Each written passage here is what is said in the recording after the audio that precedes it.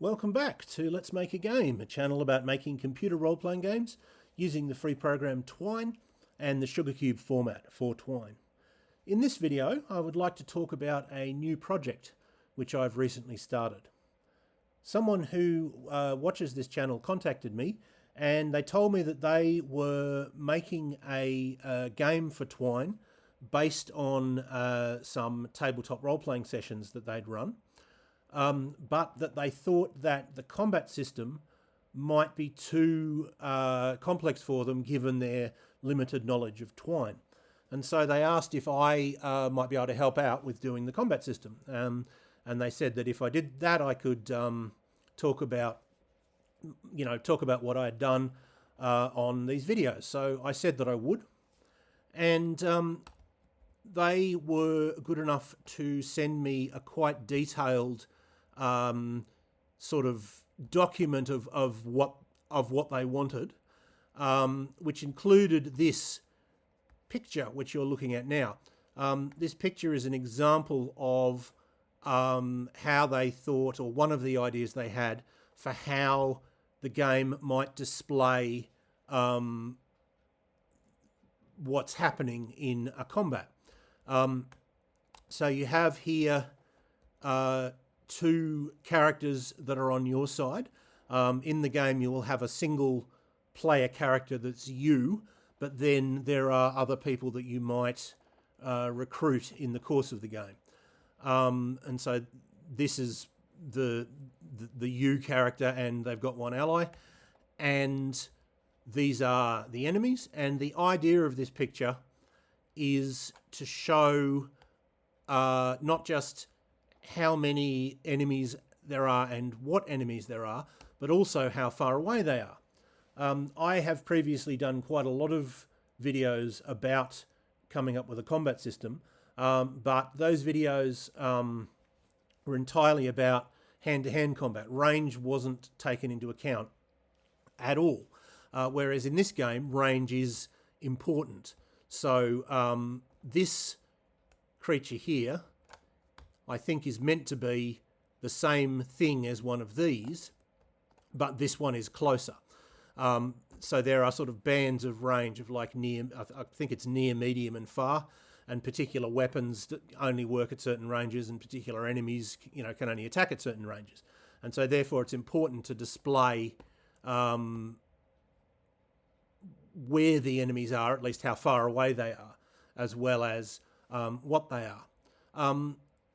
The sort of blurred photo in the background, by the way, is the author's home city. It's set in a specific place. It's set in the town that they live. So let me load up the document they sent. So as I said, it was based on some tabletop role-playing sessions that they had done. They described the system as being sort of based on the X-Files or Buffy. This particular scenario is meant to be more less solving a mystery and more sort of fighting an invasion of monsters. Basically, this town has been invaded by giant insects. They didn't say this, but the scenario reminds me of B-movies that were pretty common in the 1950s and 60s. If you think of a title like Invasion of the Giant Bees, or Invasion of the Giant Ants, or Invasion of the Giant Lizards, my mind instantly thinks of a sort of black and white, low-budget film where American teenagers are the only ones who know that there's some giant lizards coming, and there's maybe some American teenagers, and there's the scientist who's the father of one of the female characters or something like that. So a sort of B-movie that is often parodied. If we refer to that sort of thing at all, it's usually to make fun of it. But this one seems to be more taking it seriously. Anyway, so they sent me, among other things, an example of how that picture might fit into the screen layout, and they said they wanted a screen that was mobile friendly and with a portrait orientation. I think most people would probably know what that means, but basically a portrait orientation means that it's higher than it is wide, whereas a landscape orientation means that it's wider than it is tall. And portraits perhaps more common for phones and iPads and similar, tablets. Desktop orientation is really more for desktop.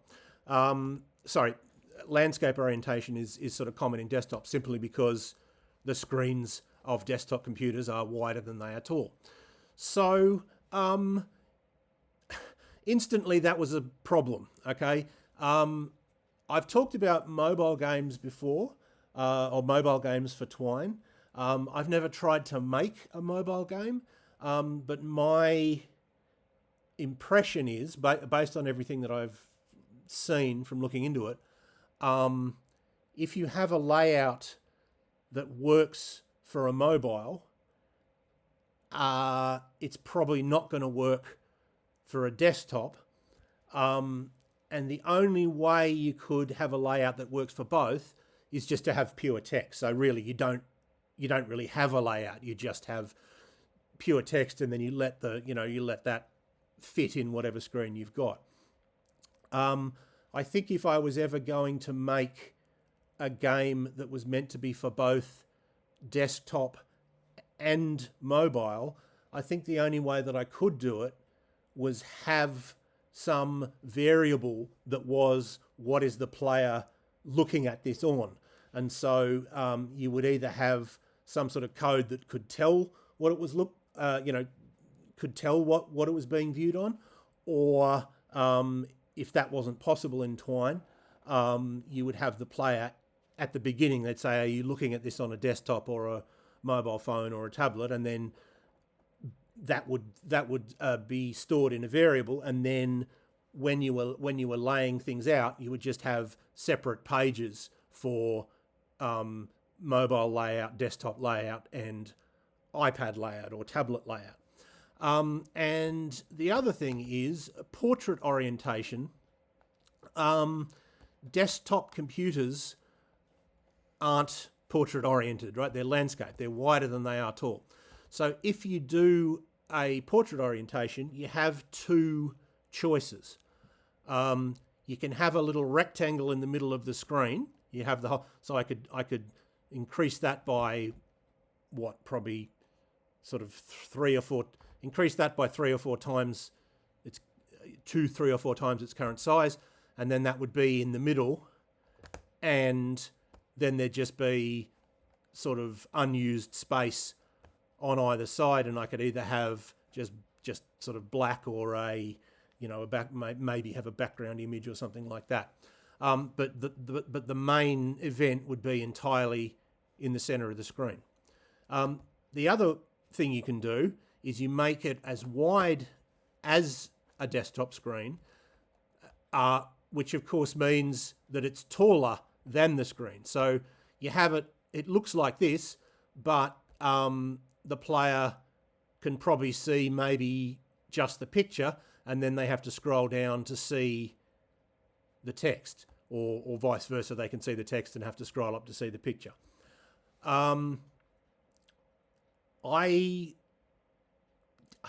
I didn't think either of those options looked good. That's one of those, that's a purely subjective judgment, but I didn't.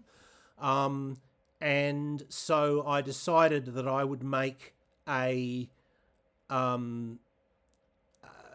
layout for desktop, and then later on, when I'd done more of the coding, maybe we can look at a layout for iPad and a layout for phones.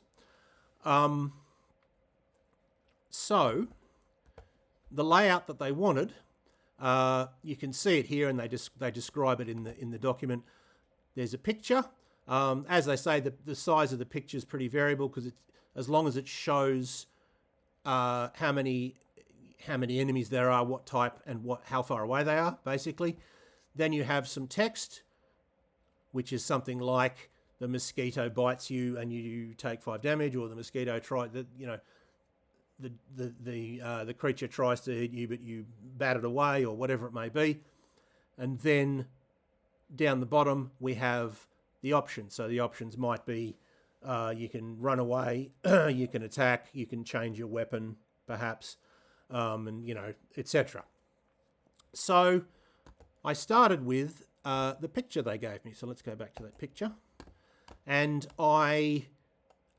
this is actually quite big. It was much wider than a desktop screen. So I shrunk it down to desktop width. But I think you can probably see the problem just looking at the screen. And that is that if you have it sort of nearly as wide as the screen, well, it's also nearly as tall as the screen. This is kind of roughly the proportions of a computer screen. I mean, different screens have different proportions, but this is close to the normal proportions of a computer screen. So if you, sorry, I just remembered. I just realised I kept saying desktop. Just to clarify, I actually meant laptop or desktop computers. Sorry about that. So I was sort of lumping them together as opposed to, and I know they're different, but they're not all that different compared to iPads and mobile phones, or cell phones if you're American. So sorry about that. Okay, so getting back to this. The problem is if you make it sort of roughly as wide as your screen, it's probably, and also you've got to bear in mind that there are different screens, so it's got to sort of fit anything. It's going to be roughly as tall as the screen. And if it's roughly as tall as the screen, then of course you can't fit anything else in there without having a scroll bar. And I'd already rejected the idea of having scrolling up and down. I just didn't think that looked very good. So, all right, well, we'll shrink it then. Yeah, but if we shrink it so that it's small enough to fit text down the bottom, well, it's only going to be quite tiny. And that doesn't sort of...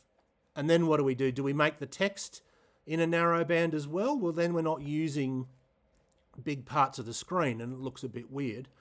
Or if we use the whole of the screen for the text, well, then the picture's not as wide as the text area, which is what the person had in mind, and I'm trying to do what they had in mind as much as possible. I'm not just doing... This is a slightly different thing to just... it's a slightly different thing to just doing what I think looks good. It's doing what, what someone else had in mind as much as it can be done. So if I have a little picture there and the text underneath, well, that's not really what, that's not really what they were thinking of. And also I feared that the picture might be too small, because the picture is meant to be conveying information. Like, am I going to clearly be able to tell that this particular monster is at far range, not very far range? Well, if I'm not able to tell that, if that's not clear from the picture, then the picture isn't doing its job. And if it's too small, I fear that I might not be able to tell that. So that wasn't right either. So I thought, well,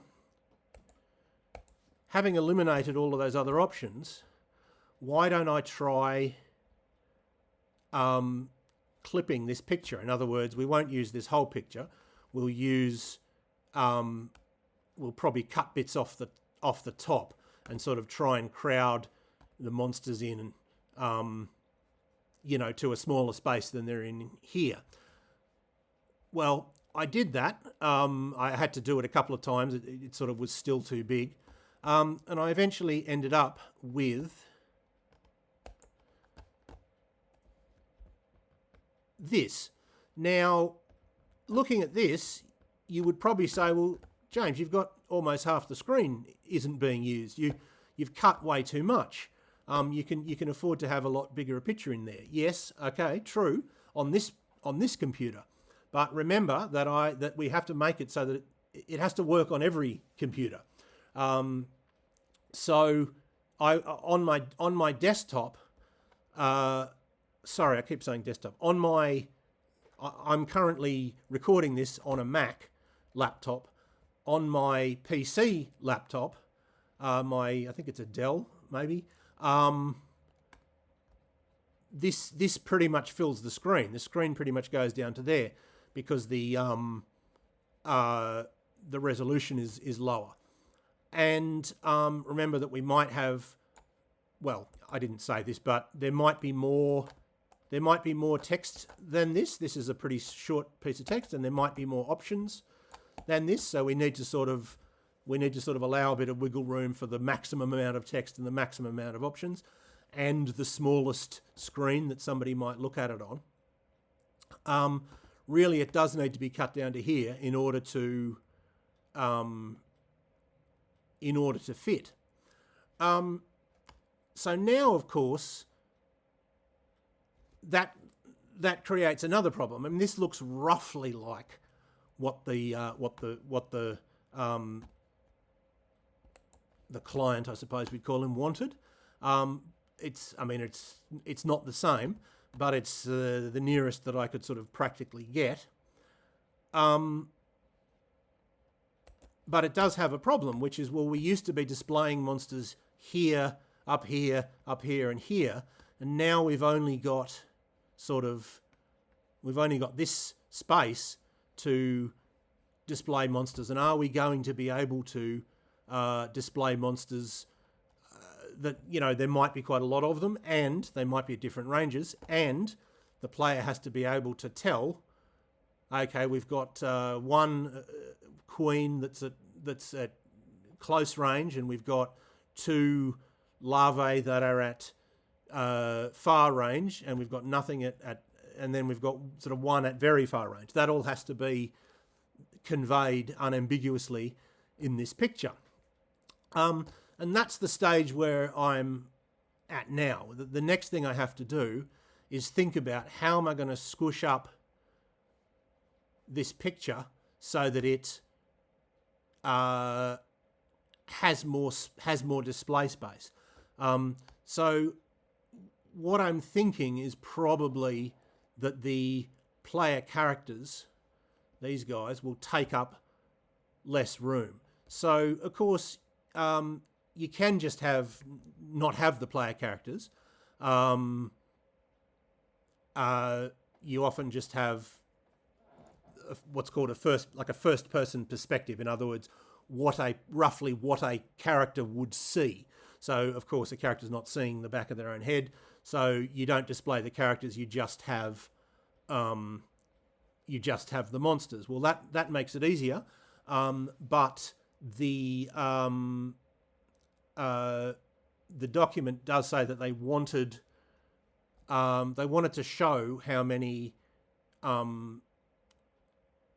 characters are on your side, like who's with you, and because that changes throughout the game. So I guess what I'm thinking is maybe we can sort of limit the characters to maybe this corner, or sort of, yes, you know, somewhere over here, like push these characters a little bit sort of closer together over here, and then that gives more space for the enemies. But that's not something that I've done much on. I've only really thought about it. That's really where I'm up to right now. There's a couple of other things. They wanted there to be a sidebar, but they wanted the sidebar to be collapsed by default. So I used the UI bar stow command that I talked about in the last video, and I assumed, they didn't specifically say, but I assumed that they wanted whether the sidebar to be collapsed or expanded. I assumed they wanted that to be controlled by the program and not by the player. And by default, Twine has a button that allows you to collapse and expand the sidebar. So I needed to, well, I thought I needed to take that away. So I did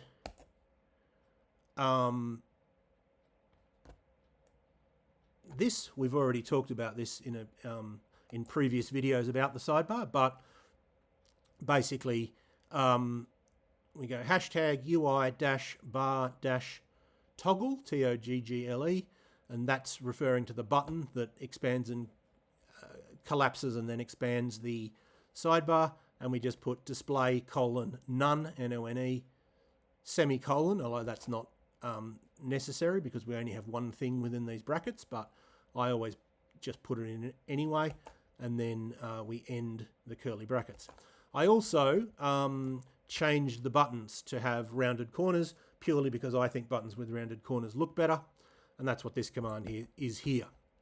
We have button, curly brackets, border dash radius, 8px, meaning 8 pixels.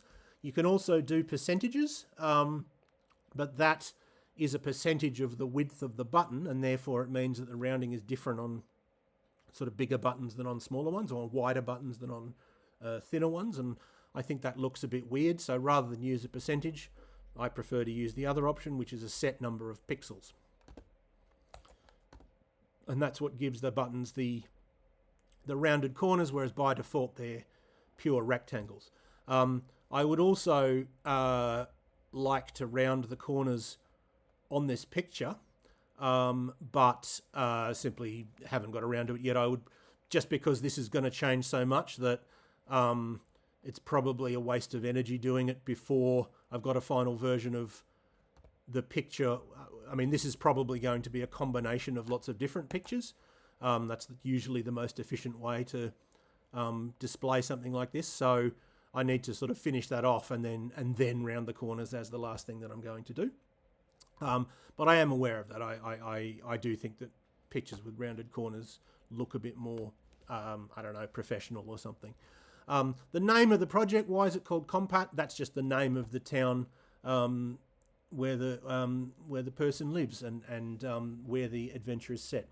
So anyway, that's what I've done on that, and I'll be putting more videos, when I have more to report. So I hope that was useful or interesting to at least some of you, and I hope you will tune in next time.